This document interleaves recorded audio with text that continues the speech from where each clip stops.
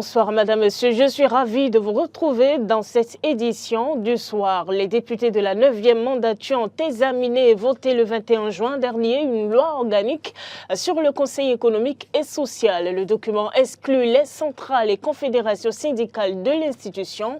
Vous entendrez certains responsables syndicaux s'indigner dans un instant. Chris Béné-Niger, que pensent des analystes politiques de la démarche de médiation des deux anciens chefs d'État, Boni Yaye et Nicéphore Dieudonné Soglo, vers le général Tiani?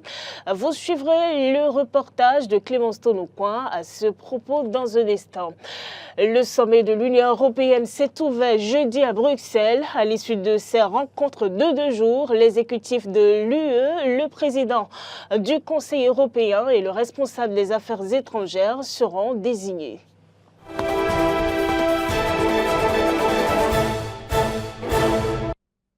À nouveau bonsoir, et c'est par une brève qu'on ouvre cette édition de journal. Réunis hier en séance plénière, les députés ont désigné les 3 représentants du Parlement pour la Haute Autorité de l'Audiovisuel et de la Communication RAC, 7e mandature.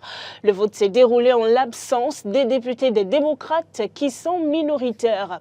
Ils ont en effet vidé l'hémicycle juste avant le début du vote pour protester contre un mode de désignation qui consiste à voter en plénière pour des candidats proposés par la commission des lois et adoptés par la majorité des députés et rejetés par les 28 de l'opposition. Cet embrouille n'a tout de même pas empêché la tenue des votes.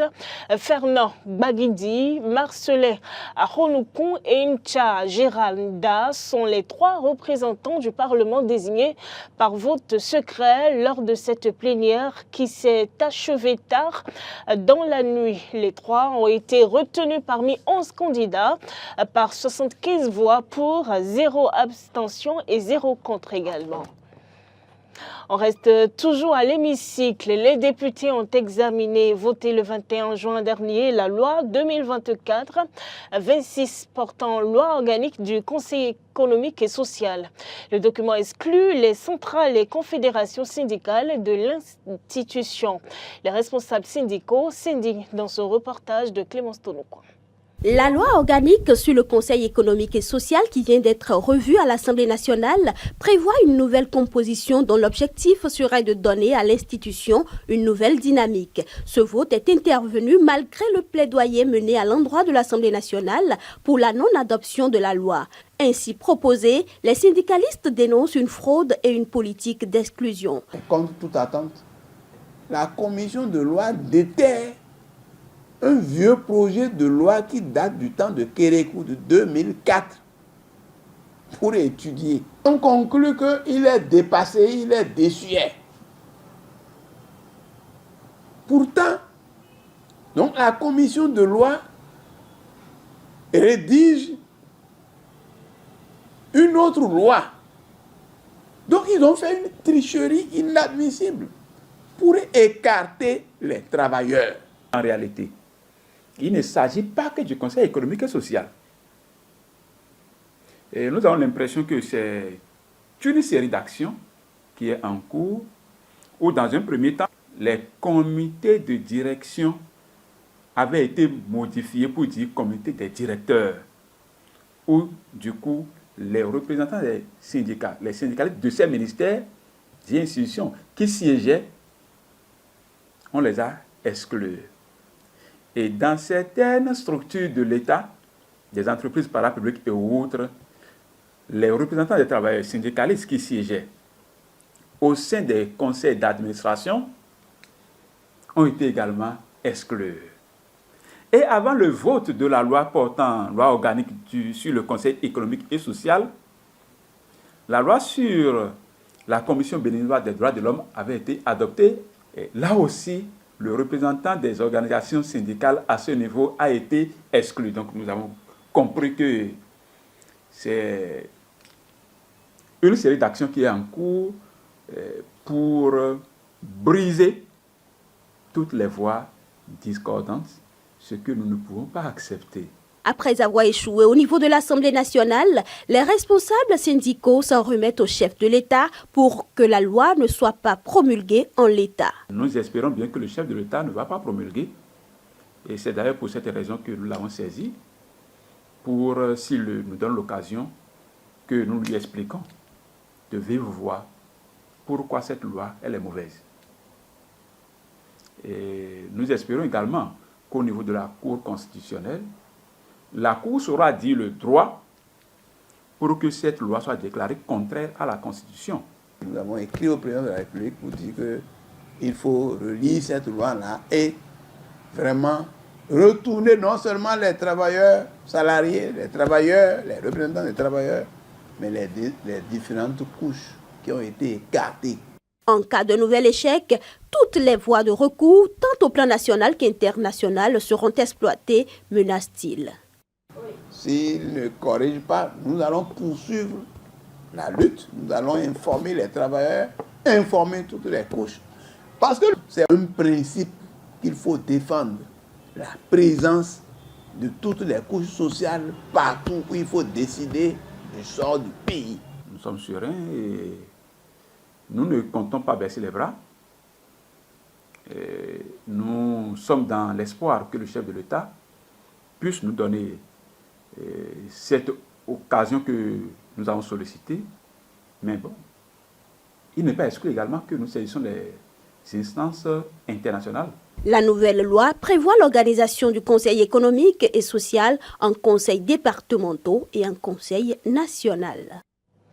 L'Académie nationale des sciences, arts et lettres du Bénin a organisé vendredi à l'ISBA à Cotonou une rencontre d'échange sur l'état des lieux et les perspectives de la pratique génétique médicale au Bénin. L'activité vise à contribuer à une meilleure connaissance, aptitude et pratique du diagnostic de pathologies génétiques courantes et d'échanger également avec différents acteurs de l'expérience béninoise en matière d'identification médico-légale. Le vendredi de l'Académie a tenu ce 28 juin son rendez-vous mensuel à l'Institut des sciences biomédicales appliquées ISBA à Cotonou, initié par la Commission santé humaine, animale, pharmacie, pharmacopée et médecine traditionnelle de l'Académie nationale des sciences, arts et lettres du Bénin en Salbe. Il a porté sur la problématique de la génétique médicale au Bénin. Lorsque nous avons des enfants mal formés, on parle de tohosu, souvent dans nos pays. Mais dans les pays très avancés, ils essayent d'expliquer pourquoi l'enfant est comme ça.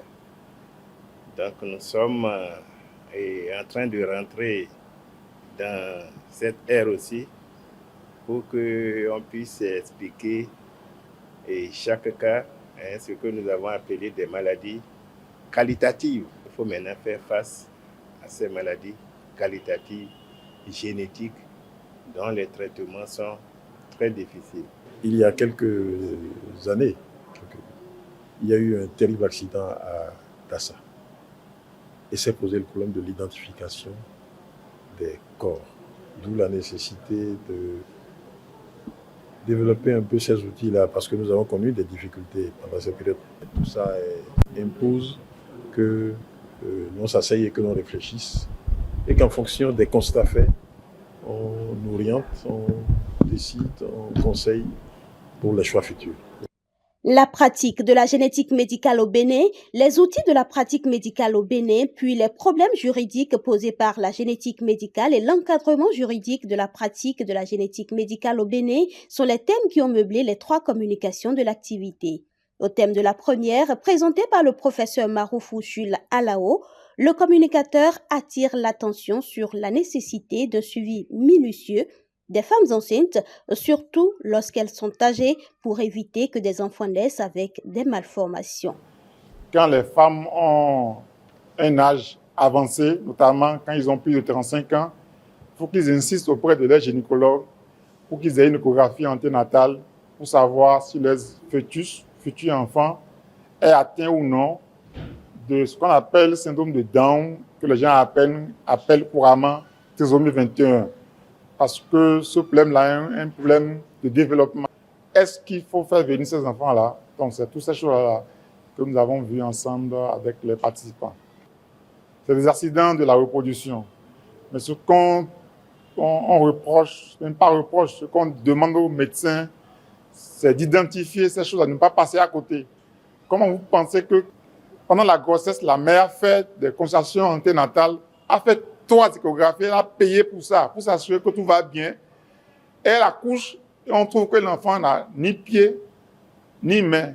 Ça pose problème. Donc c'est à cela que j'appelle les autorités pour que ceux qui feront désormais l'échographie pour une femme enceinte soient des gens habilités, donc formés, équipés, encadrés et supervisés pour le bien-être de tous. Il est attendu, entre autres, de cette activité, l'amélioration des pratiques des acteurs impliqués dans l'identification médico-légale, la vulgarisation des données scientifiques issues de l'expérience béninoise et une meilleure perception par les décideurs de la place de la pratique génitale. Dans un autre registre, la persistance de la crise entre le Bénin et le Niger a amené les 2 anciens chefs d'État béninois, Nicéphore Dieudonné Soglo et Thomas Boni-Yayi, à rencontrer au Niger le général Tiani pour tenter une médiation. Clémence Tonoucoin a recueilli les avis de quelques analystes politiques. C'est à l'occasion d'un séjour de 72 heures à Niamey que les anciens présidents Nicéphore Dieudonné Soglo et Thomas Boni-Yayi ont tenté une médiation dans la crise qui secoue le Bénin et le Niger depuis des mois. Ils ont eu plusieurs échanges avec un seul objectif, contribuer à rétablir les relations cordiales et confraternelles entre le Niger et le Bénin, une démarche bien appréciée dans le rang des analystes politiques. Quand j'ai appris que ces 2 présidents ont proposé leurs bons offices pour éteindre le feu, je me suis dit, voilà des personnes sages de la République qui ont compris le rôle qui leur est dévolu afin que cette situation-là soit réglée. Et ce qui m'a réjoui davantage, c'est qu'à la sortie de cette audience, il n'y a pas eu de communiqué. C'est déjà l'essentiel parce que j'ai dit, les bonnes choses se font dans le silence, dans le calme. C'est un début pour fumer le calumet de la paix. On attend la suite. C'est sûr que les autorités nigériennes ont fait des promesses. C'est sûr que les autorités béninoises ont pris des engagements. Dans les jours à venir, on va prier, on va croiser les doigts pour que cette atmosphère malsaine puisse connaître un dénouement. Ces 2 personnalités ont assumé des fonctions de président de la République. Et en tant que tels, les voir intervenir dans la crise entre le Niger et le Bénin ne devrait pas être surprenant. Ce devait être leur couloir naturel. Ce devait être des personnalités qui soient les derniers remparts en matière de difficultés nationales et de difficultés avec les autres pays, comme c'est le cas aujourd'hui avec le Niger.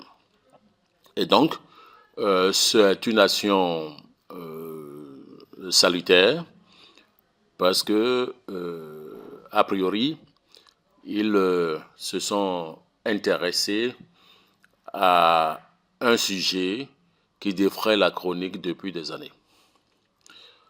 Peu importe le résultat de leur descente à Niamey, ils auront eu déjà l'initiative de le faire. Dans cette médiation de portée patriotique, les uns et les autres voudraient souhaiter que les intérêts des 2 peuples frères priment sur les intérêts politiques. Il est président d'un parti politique foncièrement opposé au président Patrice Talon. En tant que tel, nous supposons que Boni-Yayi y est allé de bonne foi. Nous sommes de notre position heureux que ces présidents soient reçus. Mais au-delà de tout ça, ils devraient savoir que ils ont accompli une mission républicaine et qu'ils ne devaient pas avoir de commentaires politiques autres que ce qu'on a vu et ce qu'on a fait. C'est un acte patriotique. Vous savez, quand il y a problème, il faut oublier les colorations politiques. Il faut oublier les colorations politiques. Et j'ai dit, en tant qu'ancien chef d'État, ils ont forcément des relations au Niger sur lesquelles ils vont s'appuyer.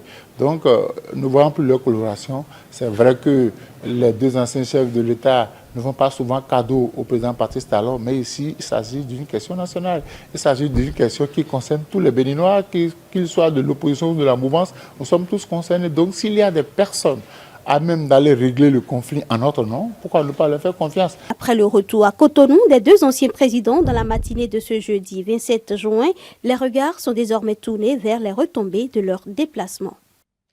Merci à vous Clémence Tonoucan pour ce reportage en interactualité. Le sommet européen de 2 jours au cours duquel les membres de l'Union européenne détermineront qui occupera les postes de l'exécutif de l'Union européenne, de président du Conseil européen et de responsable des affaires étrangères. C'est ouvert jeudi à Bruxelles. Je vous invite à suivre les détails avec nos confrères de RT. Le conflit en Ukraine a également été abordé. À cet égard, le chef de l'Ukraine, Volodymyr Zelensky, dont le mandat a expiré il y a plus d'1 mois, et alors que l'Ukraine ne fait pas partie de l'UE, a également été invité à ce sommet. Conformément à la tradition, l'objectif de cette visite était de demander des crédits supplémentaires. Nous allons discuter avec les dirigeants. Nous allons discuter des prochaines mesures, mais aussi des questions urgentes. La défense aérienne est l'un des sujets. Il y aura également tout l'ensemble, grâce à tous nos partenaires. L'ensemble de ce qui a été signé ou accepté. Nous en avons besoin sur le champ de bataille. Charles Michel, président en exercice du Conseil européen, a confirmé l'intention de l'UE de poursuivre sa politique militariste consistant à fournir des armes à l'Ukraine et à prolonger le conflit par tous les moyens possibles. L'UE et l'Ukraine ont signé un accord sur les garanties de sécurité pour Kiev.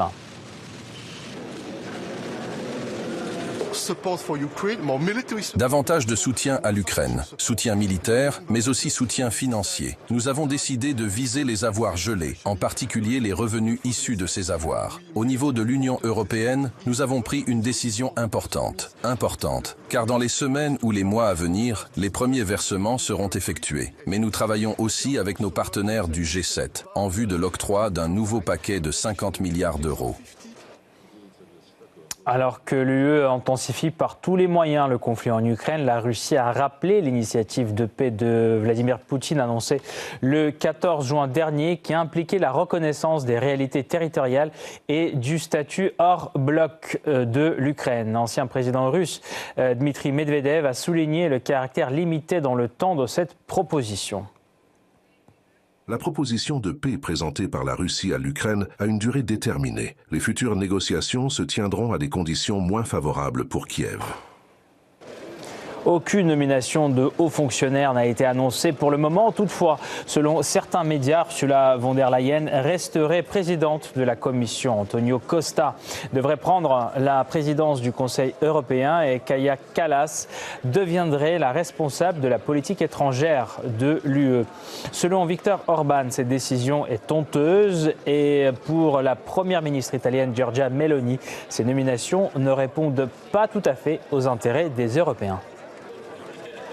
Aucun vrai démocrate qui croit en la souveraineté populaire ne peut, en son fort intérieur, considérer comme acceptable qu'en Europe, il y ait eu une tentative de négocier les postes les plus élevés avant même que les gens ne se rendent aux urnes. Il me semble que, jusqu'à présent, il y a eu une réticence à tenir compte du message délivré par les citoyens aux urnes. Madame, Monsieur, ce sera tout pour cette édition de journal que je vous remercie d'avoir suivi. Bon week-end sur Eden TV.